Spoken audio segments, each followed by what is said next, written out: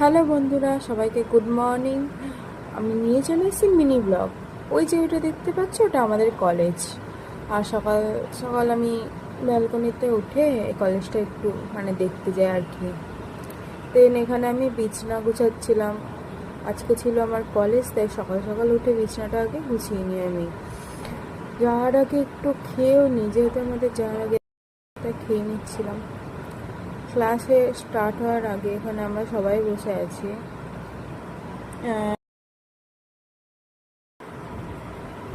দেন class শেষ হয়ে আমরা ক্যান্টিনে গেছিলাম খেতে।